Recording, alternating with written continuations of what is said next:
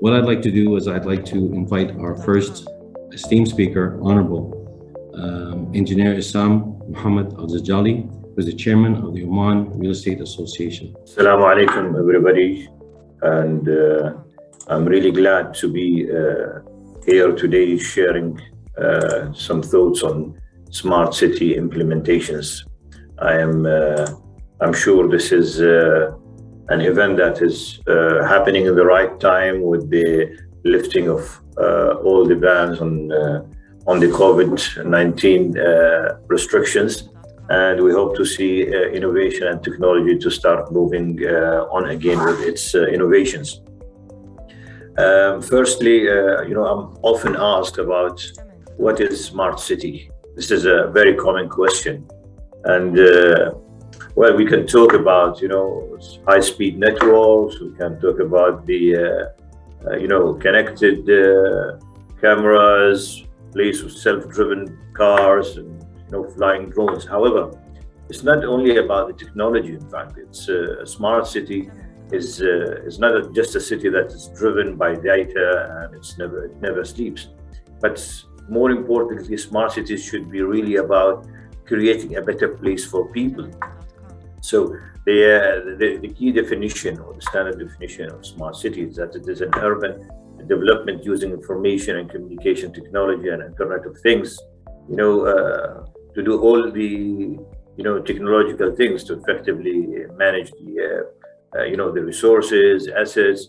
This will include definitely the collection of data, the processing of data, and definitely monitoring all type of data and reports in order to efficiently manage everything around us.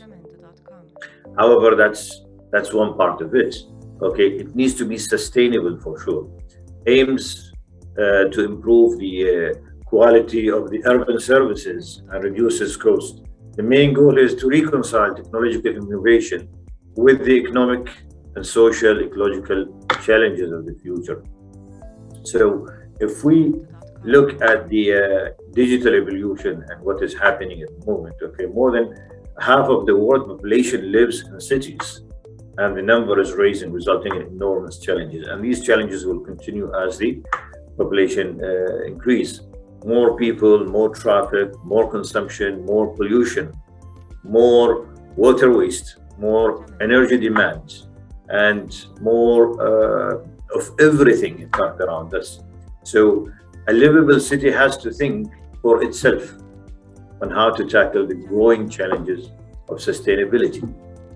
The picture that I see relevant to the smart cities is a physical world where people are enjoying the day-to-day and night activities, but now there is a unique opportunity to put a digital overlay.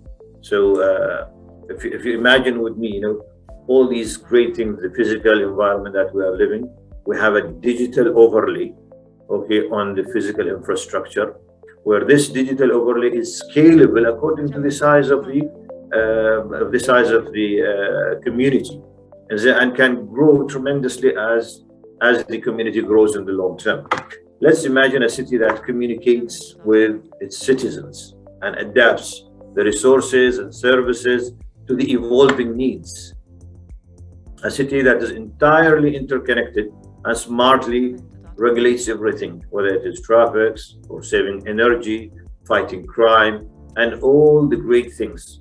Well, I think the most important part, I would say, how to do that. Well, it definitely needs smart technologies to capture, process, and analyze data. It's all about the big data and send information to people, to objects, to systems, in order to take data-driven measures or actions to serve the living community. So it's not only data collection; it's also to make sure that the action are made easier for people to live better, and even for the objects to respond to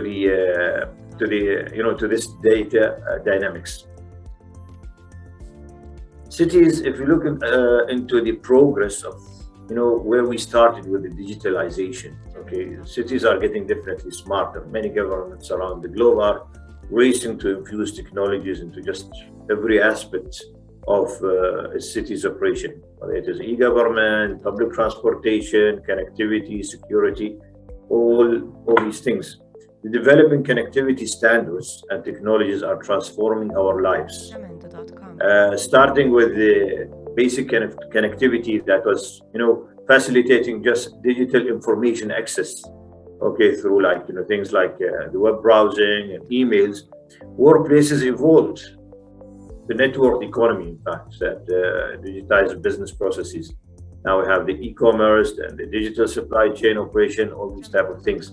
However, the evolution does not stop there. The intelligent connections kept evolving to create immersive experiences, to digitize, business and social interactions. So we have these, platforms today where everything is on the cloud with high mobility as well. So there is no need to go back to your office or get back to your laptop or PC to get the information or make a decision or search certain, information. It's all going around with you. And now it is digitizing the world. Everything is going around the Internet of Things. So connecting people, processes, data, and things to make it more and more complicated. The digital evolution, looking at the IoT market, in fact, this is the latest thing I've looked at. The market growth expected between 2018 and 2016, it is projected to increase from 200 billion to 1.3 trillion in just less than 10 years. That is massive investment in this field, and that indicates the opportunities that lies in the smart implementations. Why do we need the smart cities? There are hundreds of smart city applications that can result in billions of savings especially in highly populated cities. So it can apply into energy saving, smarter connectivities, efficient traffic management, effective waste management, wider e-services, and public engagements as well, and many, many more aspects of our lives. I can, share a few examples that have been implemented recently or throughout my experience in the past few years. Public lighting, for example. Now these public lightings can adapt to the public availability. It dims when there is no activity. It brightens up when sensors detect motion. You talk about the parking sensors. Instead of driving in circles looking for spots to park, drivers can get real-time information on an app, which locates free parking spots. Waste management. Garbage sensors provide information to manage waste collection frequency and timing effectively. So no need for scheduling the waste collection on let's say every 2 days or daily or whatever. It's whenever it is filled, the information is captured in the data center and it gives the right instruction to the in charge people to do the waste collection.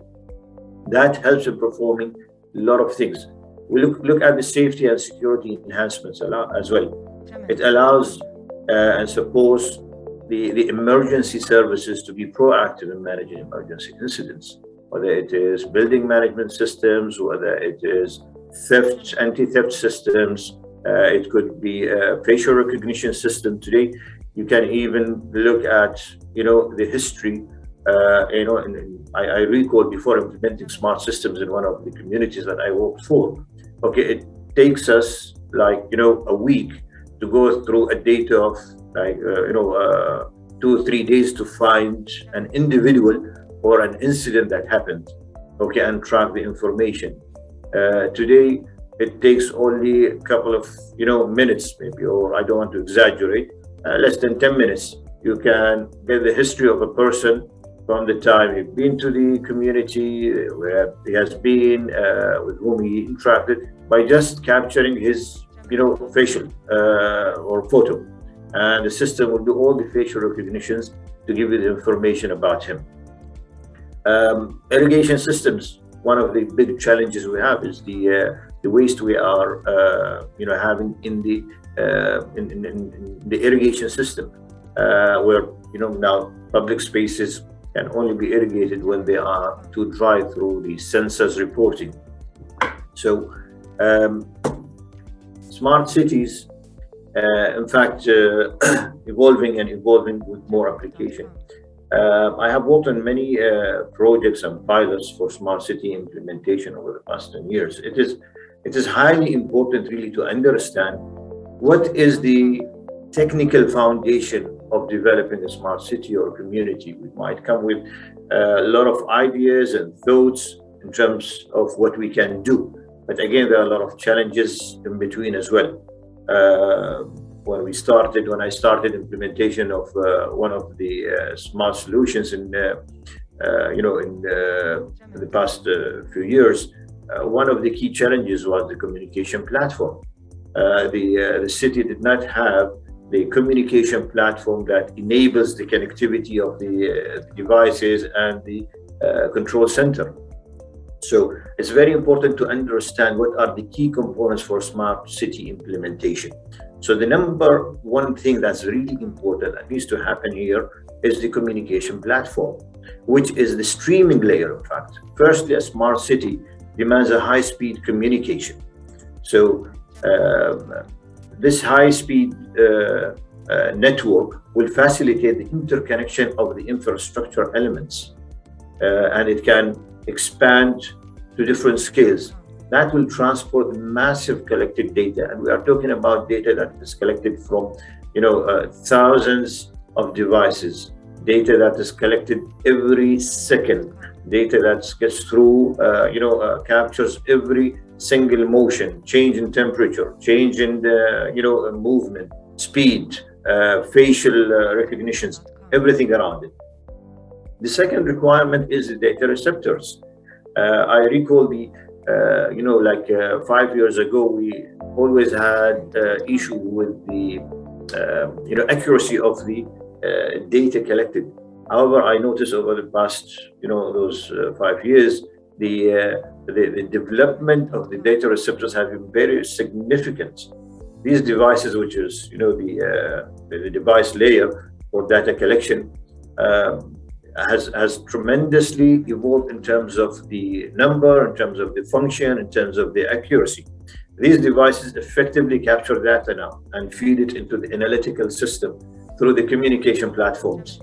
This data could be, in various shapes. It could be quantitative, qualitative, such as I would say, even the tinier movement, whether it is a temperature, it's humidity, it is, let's say, crowd density, vehicle movement, number plates, everything. Even as I said, the vehicle recognition, the facial recognition, the size, even animal movement, it can capture all these information based on the algorithm that's been fed into the system.